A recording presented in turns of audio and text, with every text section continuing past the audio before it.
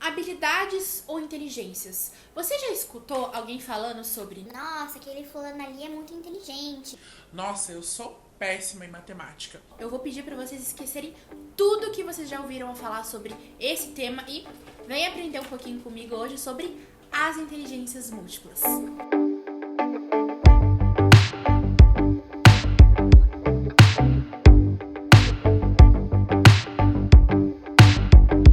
Olá, meus queridos! Tudo bem? Sejam bem-vindos a mais um vídeo do quadro Carol Explica. Esse vídeo, então, gente, nada mais é do que explicar um pouquinho pra vocês o que eu gosto e trabalho muito com os meus clientes dentro do consultório, que é sobre as inteligências múltiplas. Então é muito normal, é muito comum eu receber um cliente aqui no consultório em fase de adolescência que vai prestar um vestibular, por exemplo, ou até mesmo uma pessoa que tá querendo fazer uma recolocação profissional, ou até mesmo pessoas que estão infelizes nas suas funções atuais de trabalho e querem mudar de serviço, até de profissão. Então o vídeo de hoje eu vou explicar um pouquinho para vocês sobre esse mito que as pessoas inventam, não sei da onde, de que as pessoas que sabem muito mais matemática, elas são mais inteligentes do que outras pessoas. Então, para entender um pouquinho sobre esse assunto, vamos entender o que é inteligência? Inteligência, então, nada mais é do que a capacidade de compreender e solucionar problemas e conflitos e adaptar-se a novas situações. Para a gente poder entender as inteligências, vamos voltar um pouquinho lá na década de 20, mais ou menos, onde o filósofo francês Alfred Binet desenvolveu o famoso teste de inteligência, o QI. Quociente de inteligência. Então, quando o Alfred Binet ele começou a criar esse teste de inteligência, nada mais é para conseguir identificar as pessoas que tinham uma maior habilidade, ou seja, uma maior inteligência em lógico-matemático, que são os famosos advogados e matemáticos daquela época que começaram a ser destacados por conta de serem inteligentes nessa área. Só que daí, na década de 80, mais ou menos, depois de 60 anos, quando o Alfred Binet desenvolveu o teste de inteligência, foi quando Howard Gardner, lá em Harvard, nos Estados Unidos, desenvolveu as inteligências múltiplas, que é mais conhecido como as 7 inteligências de Gardner, que é onde eu aprendi isso na faculdade, na disciplina de psicomotricidade, que eu tenho um amor e ódio aí com esse tema, que outro vídeo eu conto pra vocês. Foi quando, então, Gardner pensou assim: Epa, peraí. como assim? Só as pessoas são consideradas inteligentes quando elas são muito boas em matemática? Nada, Nina, não. Vamos estudar melhor isso daí. O Gardner ele propôs um novo projeto de estudos para identificar nos lóbulos do nosso cérebro a respeito dessas inteligências que as pessoas têm. Então, hoje em dia, né, gente, depois de Gardner, a gente considera que as pessoas são inteligentes em diversas áreas e não apenas uma, que é a inteligência lógico-matemática, que é o objetivo do vídeo de hoje, explicar as 7 inteligências de Gardner para você poder entender e identificar qual que é a sua.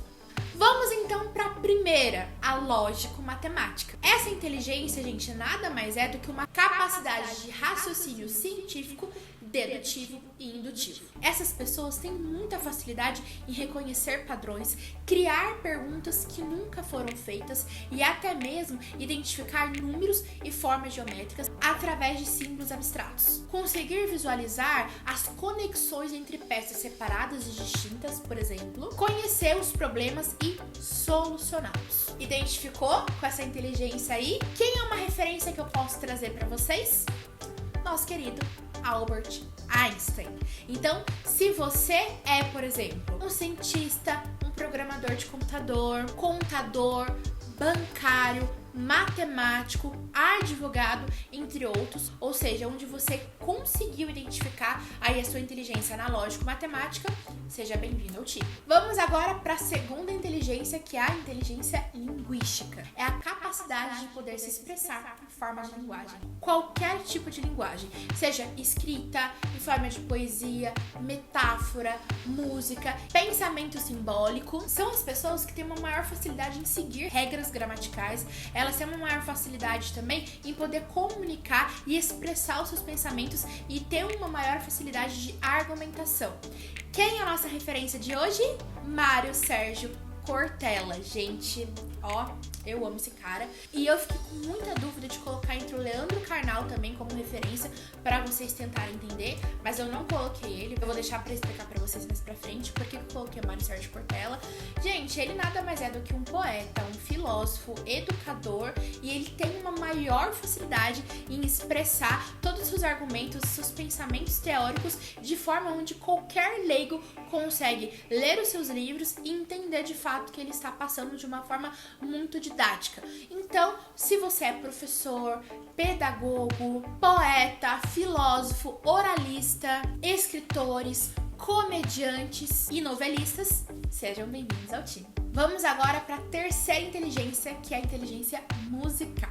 São aquelas pessoas que têm uma maior facilidade em reconhecer qualquer padrão tonal, seja música de ambiente, ritmos, batidas, manusear instrumentos e até cantar. Quem é a nossa referência de hoje? Beethoven. Sim, gente. Então, se você é um músico, cantor, compositor, maestro, DJ, seja bem-vindo ao time. Vamos agora, então, para a quarta linha. Por que eu tô falando linguagem? Eu tô encucada com a linguagem do amor. Ó, o link aqui da linguagem do amor. Vamos então agora para a quarta inteligência, que é a corporal sinestésica. São as pessoas que têm uma maior habilidade no seu movimento físico e conhecimento do próprio corpo. Elas conseguem expressar emoção através do seu próprio corpo, tanto em expressão facial quanto linguagem corporal.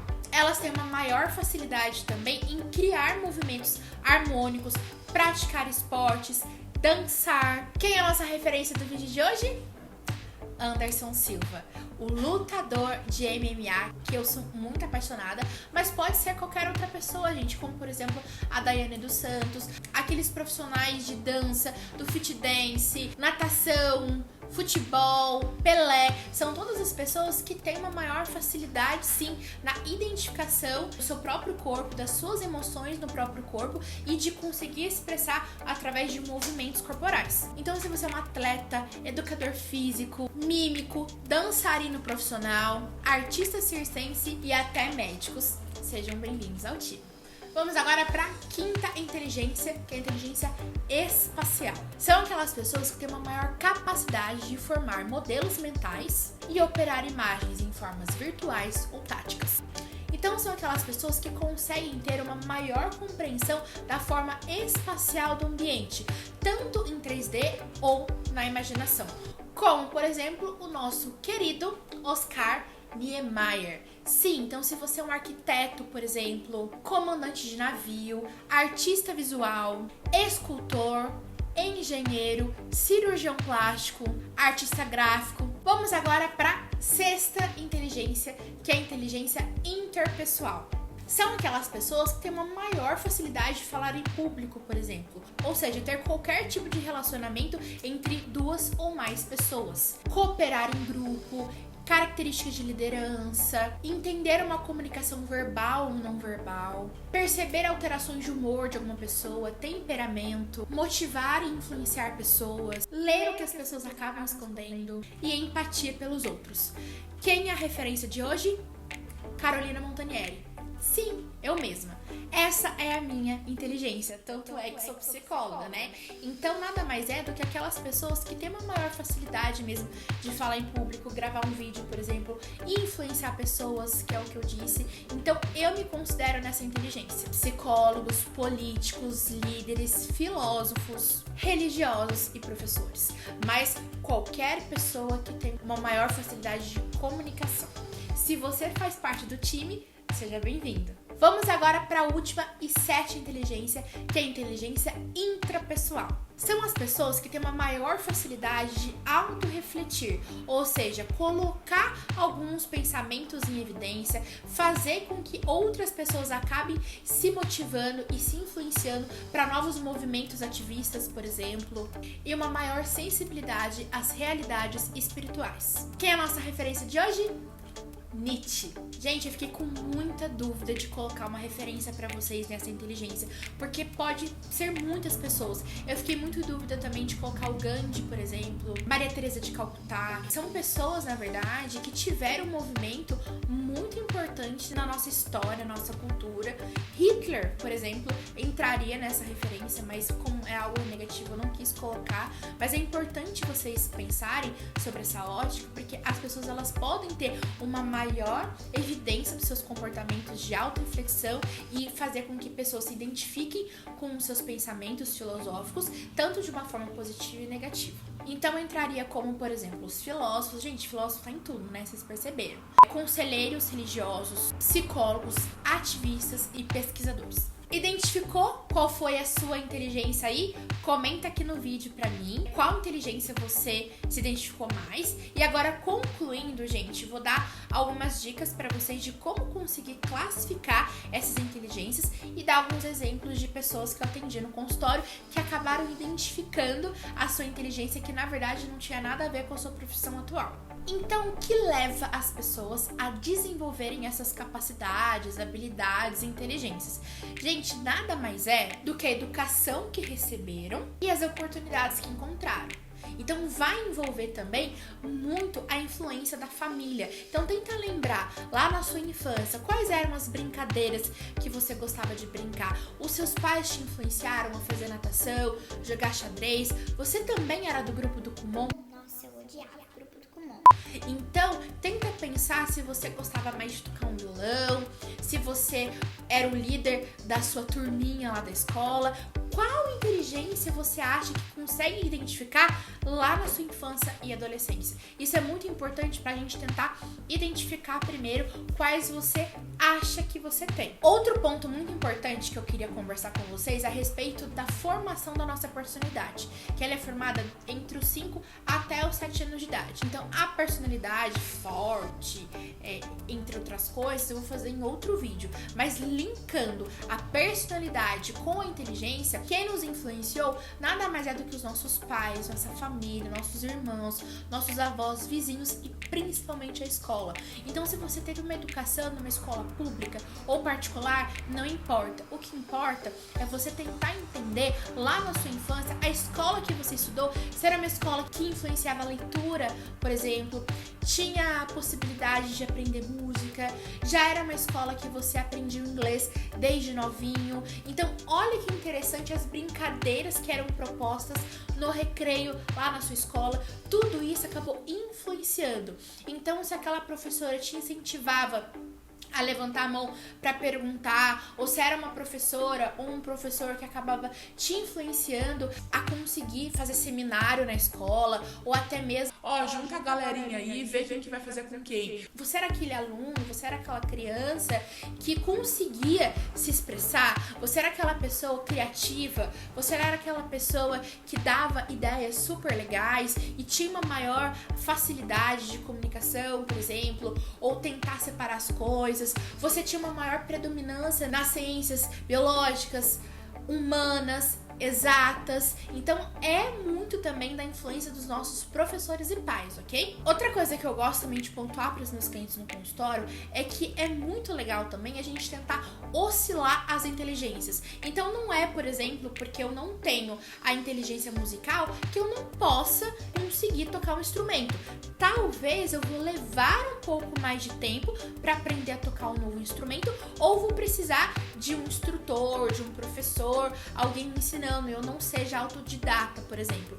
Ou até mesmo uma faculdade que você queira prestar e você precisa da matemática para passar nesse vestibular e às vezes não consegue, talvez você vai ficar um pouco mais de tempo se dedicando e se aperfeiçoando naquela matéria que você não é bom, mas não que você não nasceu para isso, e não é porque você não é bom que você não vai ser bom nunca. Então vamos tirar esse mito da cabeça em primeiro lugar. Agora eu vou dar um pouco de exemplo para vocês que eu atendo aqui no consultório. Primeira coisa de tudo, eu vou indicar um outro vídeo para vocês, que é esse daqui, 7 sinais de que você precisa mudar de trabalho, onde eu ensino um pouquinho sobre o Ikigai, que é a sua motivação, sua missão e princípio de vida, a respeito das pessoas pessoas que acabam procurando a terapia para falar sobre a sua infelicidade no trabalho. Então, depois que você assistiu todo esse vídeo falando sobre as inteligências, vamos tentar identificar também e no seu trabalho. Você de fato trabalha com aquilo que você realmente tem habilidade? Que você gosta de fato?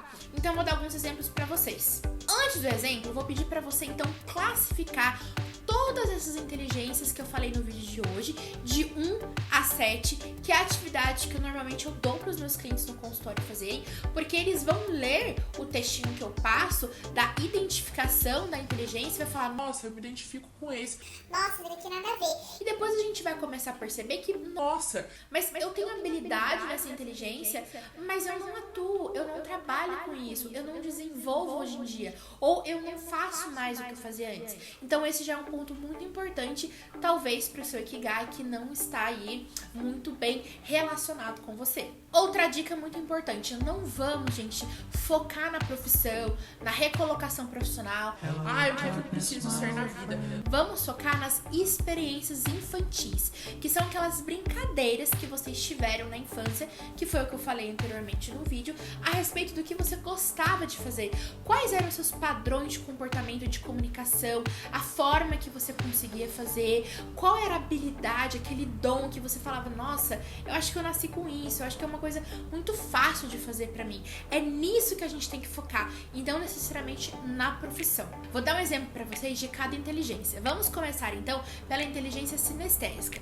Eu tenho uma cliente no consultório que ela é advogada e com muita dificuldade de conseguir ser uma boa profissional, no caso, e até mesmo ser feliz na profissão, a gente começou a identificar que ela gostava muito de dançar, né? Ela tinha uma facilidade enorme de assistir um vídeo no YouTube do Fit Dance, por exemplo, e saber reproduzir. E a gente pensou, por que não trabalhar com isso, né? Então, aí é outro passo que a gente tem conversado na terapia. Outro exemplo é da inteligência espacial.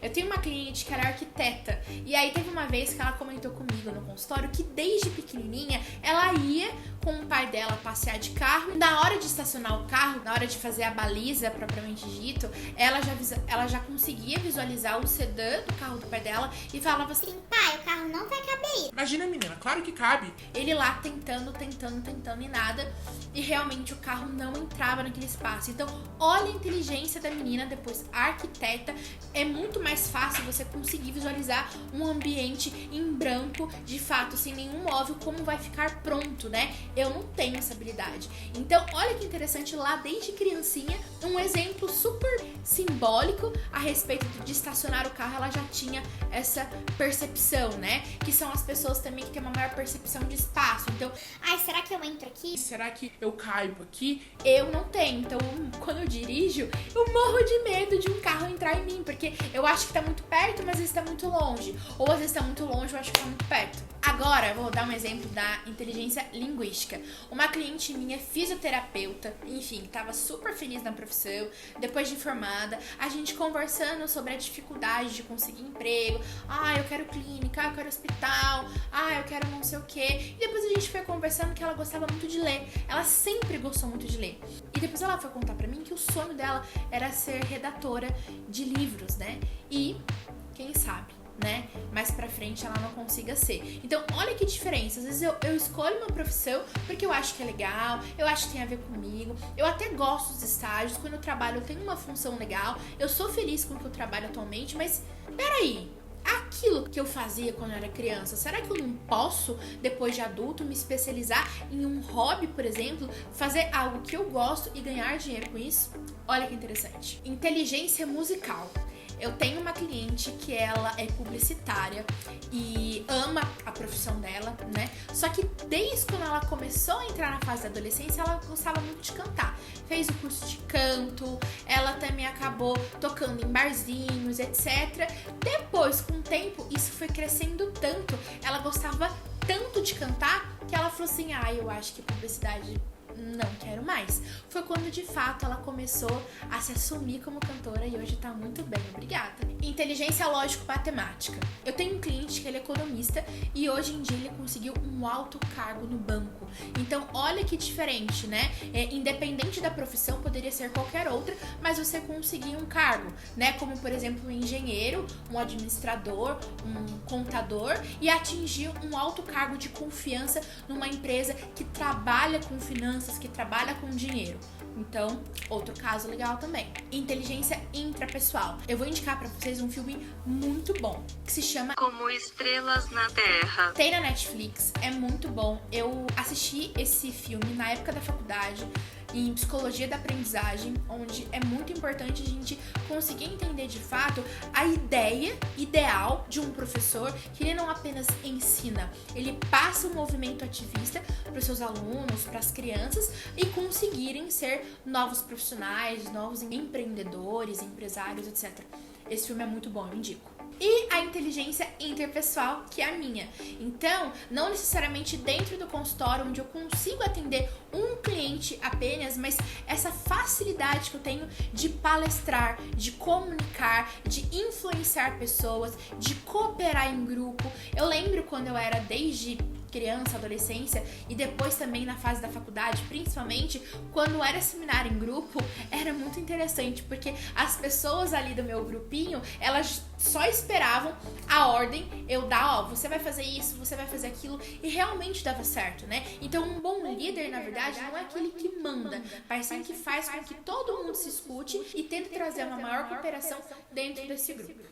Gente, gostaram desse vídeo? Foi feito com muito carinho pra vocês. Espero de verdade que vocês tenham gostado. Esse tema, ele é um pouquinho denso, mas ele é muito importante para você conseguir identificar qual é a sua inteligência, tá? Comenta aqui embaixo pra mim qual inteligência você se identificou. Será que você trabalha com isso hoje em dia? Será? Comenta aqui que eu vou adorar saber. Um beijo enorme pra vocês e até o próximo quadro Carol Explica. O que aconteceu? Nossa, hoje tá difícil. Hoje tá difícil. O que aconteceu? Os caras do Charlie Brown invadiram a cidade. O que é inteligência, então? Compreender. É compreender mesmo? E resolver. Então, inteligência nada mais é do que a capacidade de compreender. Ah, Carol, Ajuda eu. mais do que eu ajudo, só se eu sentar aí e falar. Decora a frase pra mim. Tô nervosa. Como que fala isso, Guilherme? Quociente? Quociente. Feio, né? O que eu falei mesmo? Coitado do Marco. Marque, um beijo enorme pra você, que você vai ter trabalho nesse vídeo hoje, porque esse vídeo é enorme. Vou aproveitar que eu me no time. As pabletes, sim. Você falou pro Marco que você já foi no show dele. Ah, o Mark adora, você acha que não? Ficou 3 horas na fila, Marco, pra assistir um show de 40 minutos. Ah, você vai ficar conversando com ele via vídeo agora. Nossa, mandei muito bem nessa.